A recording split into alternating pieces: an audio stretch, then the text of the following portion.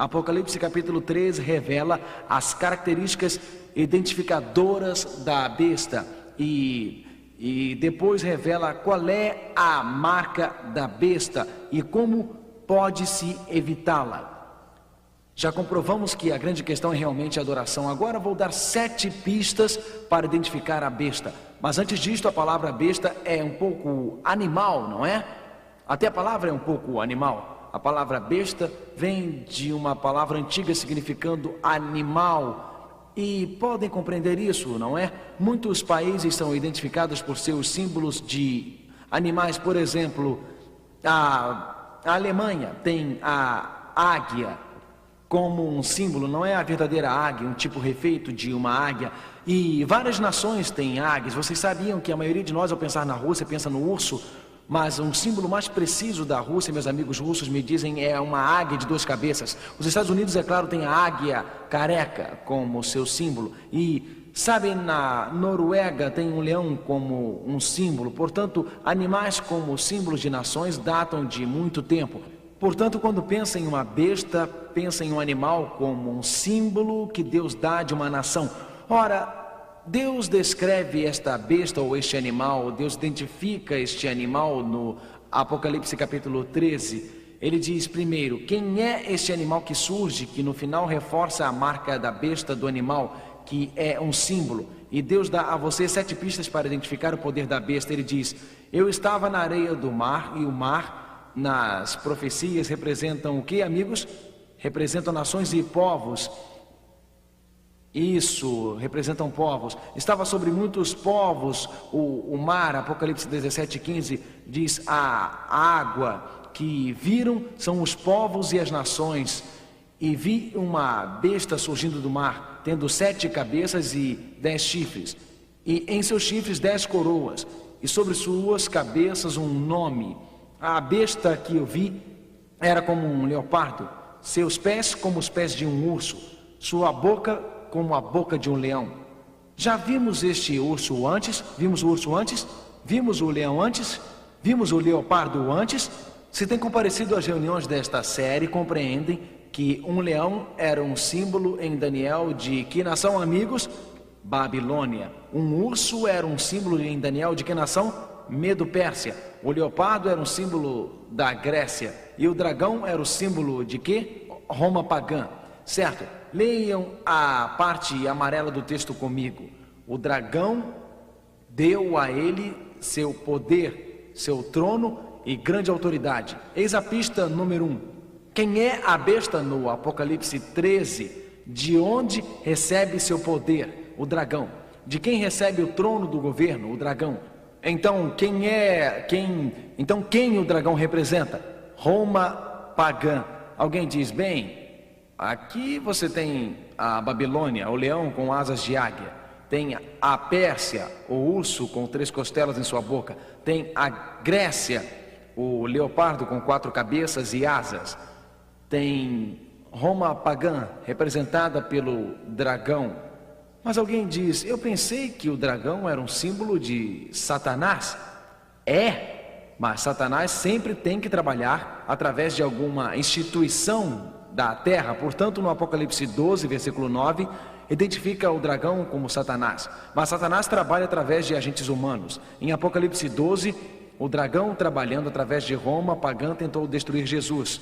E lembram, no Apocalipse 12, o dragão tentou matar o Filho do Homem. Foi Roma pagã que tentou matar Jesus. Um oficial romano tentou matar Jesus bebê. Um governador romano condenou Jesus. Um carrasco romano crucificou Jesus. Um emblema selava o sepulcro de Jesus. Um guarda vigiava aquele sepulcro. Portanto, o dragão no Apocalipse 12 representa Satanás trabalhando através da Roma pagã para destruir Jesus. Depois que Roma pagã foi dividida, Roma pagã entregaria seu governo e seu posto de autoridade para alguém. A quem o governo da Roma pagã entregou o posto de autoridade?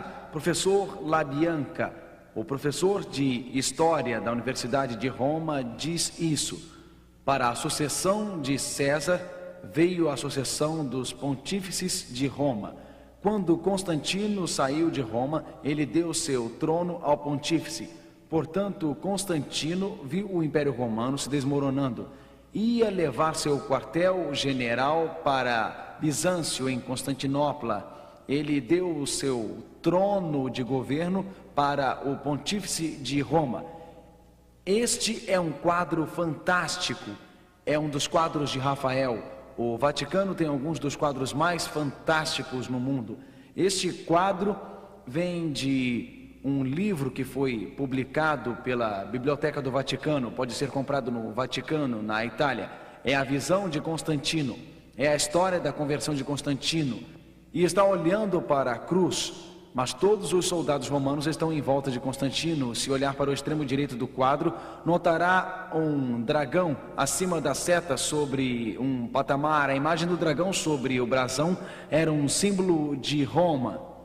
Portanto, Constantino, olhando para o dragão, é um símbolo da Roma pagã, como a águia dos Estados Unidos. E a Bíblia diz: o dragão, Roma pagã, daria ao Papa de Roma ou a esta outra besta o poder, sua autoridade. Ora, este é um dos quadros mais fantásticos, um dos mais magníficos no Vaticano. É Constantino ajoelhado diante do Papa, dando a ele a autoridade em Roma. Se chama a doação de Constantino. E aqui o imperador romano pagão dá ao Papa de Roma a autoridade civil e religiosa. Constantino estava preocupado. Ele precisava tirar seu império de Roma porque estava se desmoronando. Tribos bárbaras estavam descendo e atacando. Senhoras e senhores, pista número 1. Roma pagã daria sua autoridade para alguém. A história claramente demonstra que foi dada a Roma papal. Pista número 2. Este poder, no Apocalipse 13, se tornaria um poder religioso mundial, não um poder político. Apocalipse 13, versículo 8 diz: todos que moram na terra o adorarão, cujos nomes não foram escritos no livro da vida do Cordeiro imolado da fundação do mundo. Todos os que vivem no mundo o adorarão. Um poder universal que inicia a adoração, um poder religioso universal.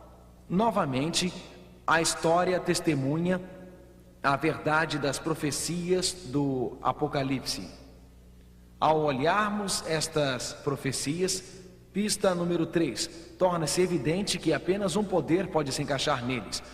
Um poder religioso que em um momento dominaria poderes civis. Em outras palavras, nos primeiros séculos, a igreja cresceria de tal maneira e a igreja medieval se tornaria tão poderosa que dominaria o Estado. Apocalipse 13, versículo 7, diz: uma autoridade foi dada a ele sobre cada tribo, língua e nação. Um poder crescendo de Roma pagã que iniciaria a adoração no mundo inteiro. E que quando o poder se expandisse de Roma pagã, teria autoridade sobre as nações. A história nos ensina que a igreja medieval tinha autoridade sobre os reis. Myers, História Geral, página 455. Sob ele foi estipulada a alegação papal de que todos os reis da terra eram apenas vassalos do pontífice romano. Quase todos os reis e príncipes da Europa juraram fidelidade, quer dizer, lealdade ao seu grande Senhor. Roma era novamente a senhora do mundo. A história demonstra que na Idade Média, na Idade Negra, a igreja medieval tinha poder sobre os poderes do Estado de tempos em tempos. E 4, o poder, segundo a Bíblia, teria um poder da blasfêmia. Isto é confuso para alguns. Apocalipse 13, versículo 6 diz: abriu, pois, a boca em blasfêmias contra Deus para blasfemar o seu nome, o seu tabernáculo e os habitantes do céu.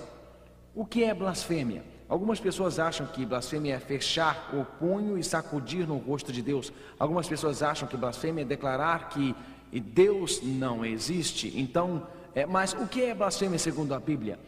Jesus era chamado pelos judeus de blasfemador.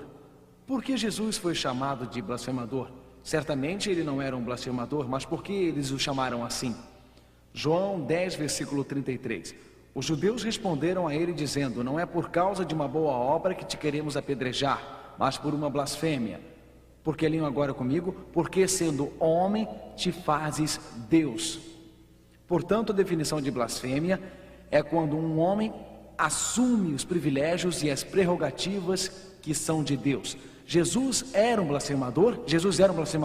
Por que não? Jesus era Deus, portanto, poderia exigir os privilégios de Deus, mas qualquer ser humano que assume essa prerrogativa e diz que tem esses privilégios, segundo a Bíblia, é um blasfemador. 2 Tessalonicenses 2, versículo 4. Aquele que se levanta contra tudo que é divino e sagrado, a ponto de tomar lugar no templo de Deus e apresentar-se como se fosse Deus. A Bíblia fala do afastamento da verdade, fala sobre um poder que nasce, que senta como Deus no templo de Deus. Este foi o decreto de líderes da igreja medieval antiga e papas. A Bíblia descreve a blasfêmia como assumir qualquer direito ou poder que pertence apenas a Deus. Foi o Papa Leão XIII que ecoou o sentimento de muitos dos líderes da igreja. Ele disse: nós temos sobre esta terra o lugar de Deus Todo-Poderoso. Esta pista realmente já encontramos. Mas os fariseus continuam novamente com Jesus, e os fariseus dizem isso em Lucas 5, versículo 21. E os escribas e os fariseus começaram a pensar e a dizer consigo mesmo: quem é este homem que profere blasfêmias? Quem pode perdoar pecados, senão unicamente Deus? Jesus disse à mulher que havia cometido adultério: seus pecados estão perdoados. Jesus disse a várias pessoas: seus pecados estão perdoados. Os fariseus disseram: isto é blasfêmia, porque apenas Deus pode perdoar os pecados. Quando qualquer padre na terra alega representar Deus no perdão aos pecados, a Bíblia diz claramente: só existe um Deus e um mediador entre Deus e os homens, o homem Jesus Cristo. 1 Timóteo 2, versículo 5. O Apocalipse é sobre Jesus, Jesus que é nosso Criador. Existe um dia substituto que foi estabelecido para obscurecer a criação. O Apocalipse é sobre Jesus, Jesus é nosso Criador. O Apocalipse é sobre Jesus, Ele é nosso Redentor. Existe apenas um que derramou o seu sangue, não pelos trabalhos das mãos de homens, mas pela graça de Deus. O Apocalipse é sobre Jesus, que é o nosso intercessor. Ele é o nosso pastor. O Apocalipse é sobre Jesus, Ele é o nosso rei que virá. Satanás falsificou um dia substituto para a criação. Satanás falsificou um sistema substituto com trabalhos e penitências e indulgências. Satanás falsificou padres humanos por Jesus. Satanás falsifica toda a ideia da segunda vinda de Cristo. A Bíblia diz: existe um Deus e um mediador entre Deus e os homens, o homem Jesus Cristo. A Bíblia diz: se confessarmos nossos pecados, Ele, Jesus, perdoará nossos pecados. Eu agradeço poder me ajoelhar diante de Deus e pedir a Ele, através de Cristo, que me perdoe. Pista número 5. Este seria um poder religioso que reinaria supremo por 1260 anos. O que isso significa? Babilônia, Medo-Pérsia, Grécia, Roma pagã. Roma pagã então foi dividida de 351 a cerca de 476 DC. Devíamos esperar que Constantino desse autoridade à igreja. Devíamos esperar que a igreja tivesse seu reino oficial dominando alguma época no século V e início do século VI. A Bíblia diz: foi-lhe dada a faculdade de falar intolerâncias e blasfêmias. Foi-lhe dado o poder de agir por 42 meses. O que será que isso significa? Na Bíblia havia 30 dias no mês bíblico e 42 meses. 30 vezes 42 equivale a 1260 anos. 30 dias no mês, 30 vezes 42 equivale a 1260, porque a Bíblia diz, Ezequiel 4, versículo 6, leiam comigo: cada dia que te concedo corresponde a um ano. Portanto, na profecia da Bíblia, um dia profético equivale ao quê? A um ano. Portanto, o poder da besta ou a igreja reinaria suprema por aproximadamente 1260 anos. A supremacia legalmente reconhecida do Papa começou em 538 DC. Isto aconteceu quando o decreto do imperador Justiniano tornou o bispo de Roma chefe de todas as igrejas e o definidor da doutrina e corretor dos hereges. Portanto, em 538 DC, esse período de 1260 anos realmente começou. De fato, na História da Igreja Cristã, volume 3, página 327, diz: Vigílio chegou à cadeira papal, ele era o Papa, em 538 DC, sob a proteção militar de Belisário, era o general de Justiniano. Portanto, a história é clara sobre esta união Estado-Igreja. Começou em 538 DC e iria até 1798 DC. A Bíblia diz que durante este tempo a Igreja e o Estado estariam unidos. Foi-lhe dado a ele fazer a guerra aos santos e vencê-los. Recebeu autoridade sobre todas as tribos, línguas e nações. Apocalipse 3, versículo 7. Durante esta época, a união Igreja-Estado perseguiria na Idade Média aqueles que não concordavam. A história está repleta de histórias daqueles queimados nas fogueiras. A história daqueles que sofreram por sua fé. Este é um fato histórico de que a Idade Média realmente aconteceu. Mas a Bíblia diz: e eu vi uma de suas cabeças como se tivesse sido mortalmente ferida. No final dos 1260 anos, o poder papal sofreria um golpe mortal. Em 1798, ele, Berthier, era o general de Napoleão.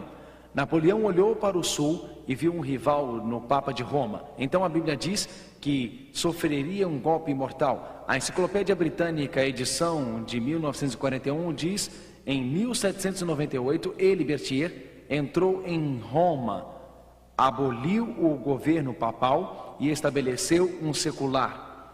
Houve um golpe mortal que foi desferido. Apocalipse 13, versículos 9 e 10. Quem tiver ouvidos, ouça. Quem procura prender será preso. Assim, o poder papal, esta figura animal que descrevia o poder do Papa. A Bíblia diz que o Papa seria preso. Quem matar pela espada será morto. Berthier chegou em 1798, prendeu o Papa, o levou para a França e, historicamente, exatamente naquele ano, o Papa morreu no cativeiro. Pista 6. O ferimento mortal seria curado. Apocalipse 13, versículo 3. Eu vi uma de suas cabeças como se tivesse sido mortalmente ferida, e seu ferimento mortal foi curado. E todo o mundo se maravilhou e seguiu a besta. Portanto, o ferimento mortal após 1798, algum tempo depois deste período de tempo, seria curado. Em 1929, notem o San Francisco Chronicle, eis a manchete: Mussolini e Gaspari assinam pacto histórico. Notem como o artigo foi escrito. Lembram do que a Bíblia diz? O ferimento mortal seria o que, amigos? Curado. A questão romana, estou citando o San Francisco Chronicle, a questão romana seria uma coisa do passado, e o Vaticano estava em paz com a Itália, afixando os autógrafos ao documento memorável, curando o ferimento. O que a Bíblia diz que o ferimento mortal seria o que? Curado. E citando fonte de notícias diz: curando o ferimento. Extrema cordialidade foi demonstrada dos dois lados. Chronicle, 11 de fevereiro de 1929. O que a Bíblia previu? Previu que o poder papal dominaria de 538 a 1798. Isto aconteceu. Previu que o Papa ficaria no cativeiro em 1798 e ficou. Previu que morreria no cativeiro e ele morreu. Aquele ferimento mortal seria curado e foi. Previu que após isso, que todo o mundo novamente se maravilharia com este poder religioso. Previu que o papado cresceria em proeminência e poder no fim dos tempos. Pista número 7. Proeminência mundial no fim dos tempos. A Bíblia é clara. O mundo inteiro admiraria. Em outras palavras, este sistema novamente teria proeminência mundial. Se vocês têm acompanhado os noticiários, esta profecia se realizou. Realmente, o sistema papal, na verdade, cresceu e ganhou influência mundial. prestígio e proeminência. No livro do Apocalipse, a Bíblia ensina que a questão central nos últimos dias é a adoração. Apocalipse capítulo 13, versículo 18 diz: eis aqui a sabedoria, quem tiver inteligência calcule o número da besta, porque é número de um homem e esse número é 666. O que este número 666 significa? Lembram que Deus criou o mundo em 6 dias e descansou no 7º? No livro do Apocalipse, a besta é um símbolo de um poder político religioso. E o número 666 é um símbolo. Por todo o Apocalipse, o número 7 representa a perfeição e inteireza. Tem todo o âmbito da história cristã mencionado nas 7 igrejas do Apocalipse, ou os 7 selos do Apocalipse. Deus criou o mundo em 6 dias e descansou no 7º dia. Portanto, 7 é sempre um número da perfeição. Representa a obediência, representa a lei de Deus, representa a verdade de Deus e a palavra de Deus. 6, por outro lado, representa a imperfeição, representa o caminho do homem, representa um sistema falso. A besta representa um sistema religioso falso, com a autoridade humana e não a autoridade de Cristo, com as tradições humanas sobre a palavra de Deus, com uma lei substituta para os mandamentos de Deus, com um sábado falso sobre o verdadeiro sábado. Então, qual é a marca da besta? Qual é a marca da autoridade papal religiosa da igreja medieval? A própria igreja alega que a marca, qual é especificamente a marca da besta?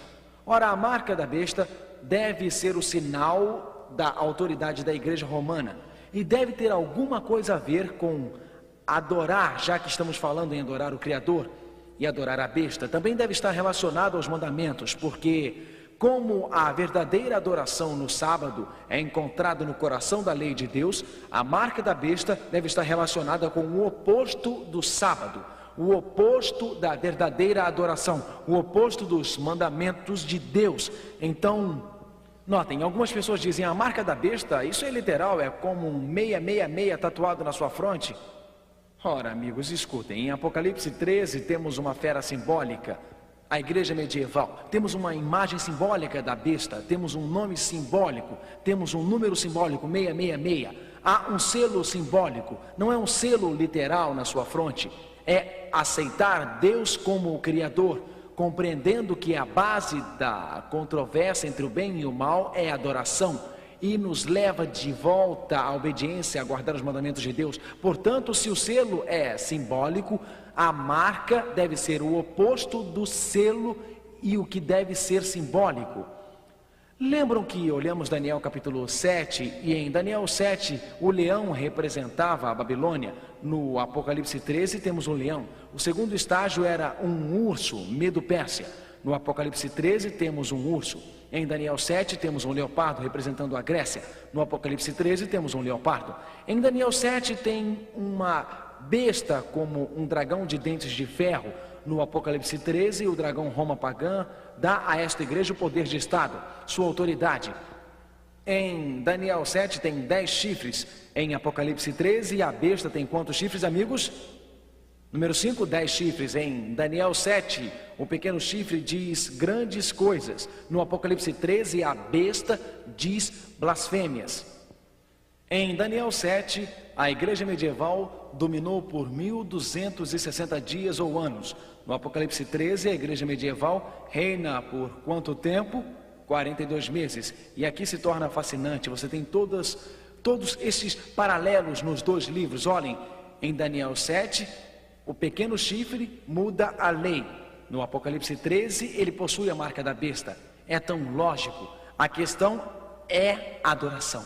A questão está relacionada com a lei de Deus. A marca da besta está relacionada com a mudança na lei de Deus. E está relacionada com o sinal da autoridade papal e está relacionada com a questão da adoração. O que a igreja papal em si alega que é o sinal de sua autoridade? Vamos voltar aos escritos de um católico romano. Lembram o que Daniel disse, que haveria tentativas de mudar a própria lei de Deus?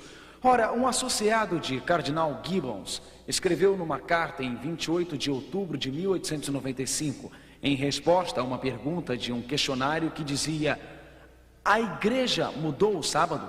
Agora olhem isso, o ponto crítico. É claro que a Igreja Católica alega que a mudança foi ato dela, ou seja, a mudança do sábado para o domingo. É uma marca de seu poder eclesiástico e autoridade em questões religiosas. A própria igreja diz que a mudança de sábado para domingo é uma marca de sua autoridade, é uma marca de seu poder. O registro católico, em 1º de setembro de 1923, estava respondendo a esta mesma pergunta e disse: domingo é nossa marca de autoridade. A igreja está acima da Bíblia. E esta transferência da observação do sábado é prova deste fato. Estão vendo quais são as questões, senhoras e senhores? A questão nos dias finais é sobre a adoração, a verdadeira adoração ou a falsa adoração, adoração no verdadeiro sábado ou aceitando um sábado falso. Eu vou ser bem claro: alguém tem a marca da besta hoje? A marca da besta é a marca da autoridade papal na alteração do sábado, o 7º dia, para domingo, o 1º dia. Mas ninguém tem a marca da besta hoje. Até a questão surgir diante das massas e até a igreja e o Estado se unirem reforçando o sábado falso, ninguém receberá a marca da besta. Ninguém receberá a marca da besta até a legislação religiosa ser passada reforçando o sábado substituto. Vocês dizem: espera um pouco, o Apocalipse realmente ensina que nossa liberdade histórica será destruída? O Apocalipse realmente ensina que em um tempo de crise, tornados, terremotos, incêndios, inundações, conflitos, guerras, disputas, numa época quando chegamos ao fundo da economia, o livro do Apocalipse ensina que haverá um renascimento religioso falso da união das igrejas sob os auspícios da igreja medieval, e um sábado falso será forçado? Notem o que o Apocalipse ensina, o que nos reserva o futuro. Que questão está relacionada com a próxima crise no futuro? O que realmente a Bíblia diz? A Bíblia diz que haverá uma reunião de religiosos tentando unir a igreja e o Estado. E diz: ele causa tudo, tanto pequenos quanto grandes, ricos e pobres, livres e escravos, para receberem uma marca sobre sua mão direita ou sobre suas frontes. O que significa uma marca sobre a mão direita ou sobre sua fronte? A fronte é um símbolo da mente, portanto, ou está intelectualmente convencido em sua mente, ou a mão é um símbolo de força ou coerção, portanto, as pessoas intelectualmente aceitam a união Estado-Igreja e a lei falsa, ou são forçadas a aceitarem que ninguém pode comprar ou vender, exceto aquele que tem a marca ou o nome da besta ou o número de seu nome. A questão é a adoração. A questão é a verdadeira e a falsa adoração. Assim chegamos à própria lei de Deus, exatamente o que torna Deus, Deus, o fato de que Ele nos criou. Foi-lhe dado também comunicar espírito à imagem da besta, de modo que essa imagem se pudesse falar e fizesse com que fosse morto todo aquele que não se prostrasse diante dela. Fosse o quê? Isso, morto. Realmente, uma união dos poderes Estado-Igreja.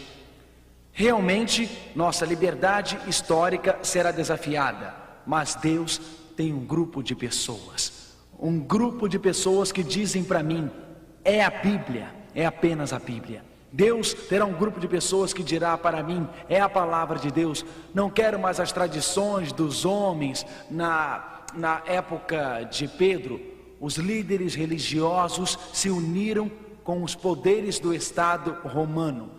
E na época de Pedro, quando os líderes religiosos se uniram com os poderes do Estado romano, Pedro foi jogado na prisão.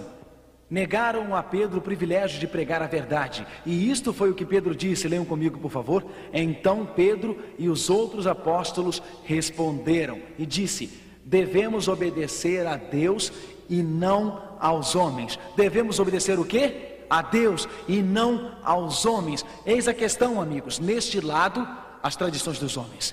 Deste lado, os mandamentos de Deus. Deste lado, um comando divino.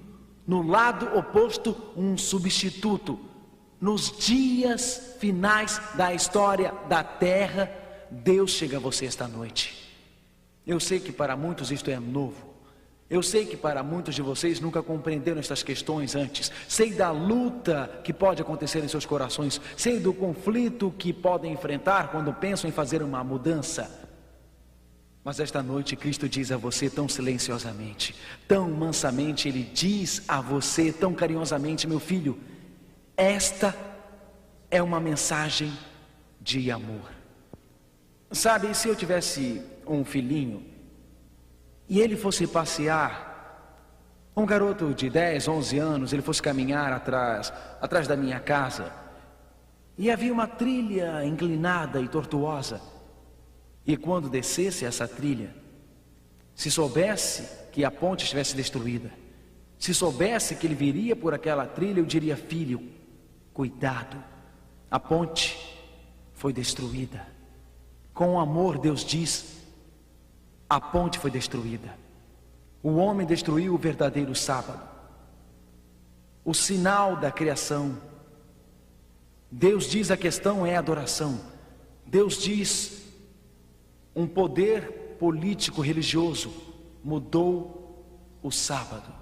Deus diz: isso é mais do que uma questão de dias, é uma questão de autoridade, é uma questão de lealdade, é uma questão de obediência, é uma questão de um conflito enorme entre o bem e o mal, um conflito entre Cristo e Satanás. Que diferença faz, você pode dizer?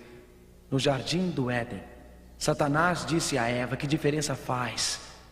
Coma a fruta. E ela perdeu o Éden. E nos dias de Israel, Deus diz: que diferença pode fazer? Homens caíram 6 dias, mas alguns foram se reunir no 7º e perderam a vida.